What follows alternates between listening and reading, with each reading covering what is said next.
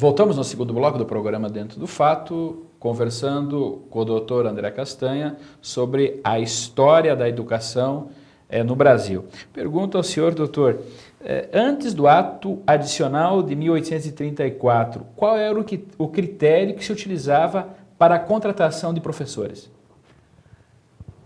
A contratação de professores durante todo o Império, ela era basicamente por concurso público. Alguns podem não acreditar, mas o concurso público existiram durante todo o Império, abriu uma vaga, os professores se inscreviam, aí tinha os critérios, a própria legislação da educação já coloca quem pode ser professor. Alguns lugares estabelecem 18, outros 21 anos. As primeiras leis, por exemplo, a primeira lei de 1827 estabelecia cidadão que fosse cidadão do Império, mas um cidadão de fato do Império tinha que ter cidadão ativo, tinha que ter 25 anos e tinha que ter posses. E aí não aparecia muitos professores. Então, depois as províncias, a partir do ato, elas vão estabelecer 18, 21. Aí ele, para ser professor, ele teria que provar então a idade, provar a sua moralidade, e a moralidade é aprovada com uma declaração, uma certidão negativa, vamos dizer assim, do chefe de polícia ou delegado, e uma certidão também do padre, né? E em alguns casos também se pedia... Na época, a autoridade religiosa era uma autoridade ao mesmo nível da autoridade política, né? Sim, e aí o padre é que poderia, de fato, dizer, se o padre deu a certidão para o sujeito, é porque o sujeito era um sujeito moral, íntegro, né? E o padre conhecia, porque a confissão era uma das coisas... muito praticadas naquele momento, muito fortes. O padre era um grande ouvidor da população, então, né? Ele dava esse poder, né? O professor ia apresentando essas declarações, ele fazia a prova, né? Teórica, prática, e aí ele podia ser contratado. Professor, mas diz a história que o Brasil era de poucos na época do Império e era uma elite branca. Esse Brasil de poucos da elite branca, ela não tinha poder de interferir nesses concursos? Olha, Madruga, pela a documentação que eu trabalhei, né, e foram muitos documentos, tivemos assim poucos casos de professor que foi demitido ou que foi, né, substituído, né, que talvez seja um caso de interferência, vamos dizer assim, política.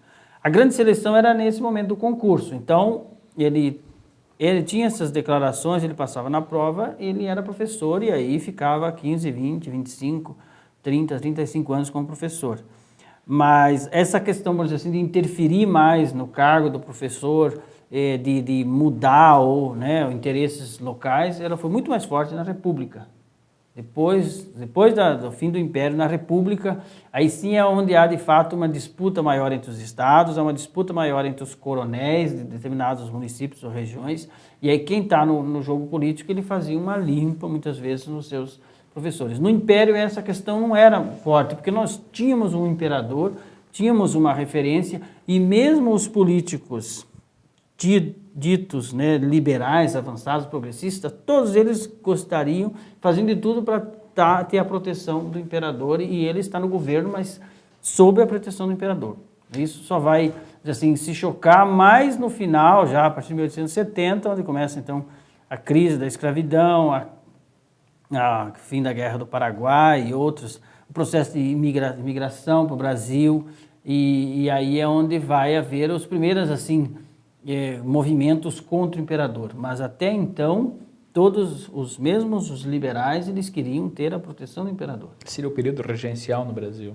Já posterior, era o período regencial, justamente o período do ato, que é esse período da briga, da disputa. Que eram os restauradores, os exaltados e os moderados, né? Isso, exatamente. Então aí nós temos os regressistas chamados, né, que eram os exaltados ou os liberais assim moderados, que percebem que aquele caminho de um poder descentralizado político, né, nas províncias não iria levar o Brasil a um caminho seguro, até porque eles estavam vendo que todos os outros países da América do Sul tornaram-se república e vários deles estavam tendo sérios problemas. No Brasil, um grupo de políticos se volta, é chamado regressista, e começa então um pensamento centralizador, e aí estabelece uma série de medidas que eles vão no jogo político conquistando e fazendo com que o Brasil se torne uma monarquia até a sua queda em 89. Professor André, e a partir de quando que começou-se a cobrar uma qualificação para os professores? A partir de quando que, para se inscrever num concurso, a pessoa tinha que ter uma graduação? Olha, durante o Império, já no final do Império, começa a se cobrar isso. Agora, uma das coisas que acontecia. Então, o professor fazia um concurso, uma prova, né, que ele tinha que provar conhecimentos mínimos, que eram conhecimentos mínimos, né, mas tinha que provar. Mas o professor, por exemplo, que tivesse escola normal, a escola normal já nasceu também em 1835, né, ele tivesse a formação da escola normal, ele já não precisava fazer concurso. Posteriormente, a escola normal vai se difundir cada vez mais, a partir da década de 1860, 70, e aí então eles tinham essa prerrogativa. Quem já ou era formado pelo Colégio Pedro II, que era um colégio também referência, ou por uma das faculdades do Império, então ele... Quando a gente falava em o colégio, nós estamos falando que a formação, o equivalente a um segundo grau, hoje, na nossa época, normal equivale a um curso normal, técnico. É um curso de magistério hoje, mas assim, nunca que com os conhecimentos de hoje, menos conhecimento, mas já era habilitado para ser professor. E ele, com esses conhecimentos, ele poderia, muitas vezes ele era dispensado da prova prática, da prova, do concurso, não daqueles atestados. Apesar de também, para entrar na escola normal, já se cobrava aqueles atestados, e aí esse professor precisava comprovar isso. Então, no final do Império, começa a se exigir um pouco mais de qualificação, mas as próprias instituições de formação de professores do Império, elas também vão ser muito incipientes ainda, né? Doutor, o ato adicional de 1834, o senhor acha que foi uma experiência mais próxima da democracia? Olha, o ato adicional de 1834, ele foi um grande avanço para uma democracia, no sentido do equilíbrio dos poderes entre as determinadas províncias, até mesmo no sentido da facilitação do acesso à instrução. Agora, ele teve uma curta duração porque os conservadores, logo depois, começaram vários instrumentos, várias leis que eles aprovaram que impediram que, de fato, essa democratização acontecesse no século XIX. Mas ele foi um grande passo, o debate girar em torno dele, ele é muito rico, e se hoje nós voltarmos lá, nós vamos ver que tem muitas questões importantes da democracia que já estavam sendo colocadas. Das eleições, né?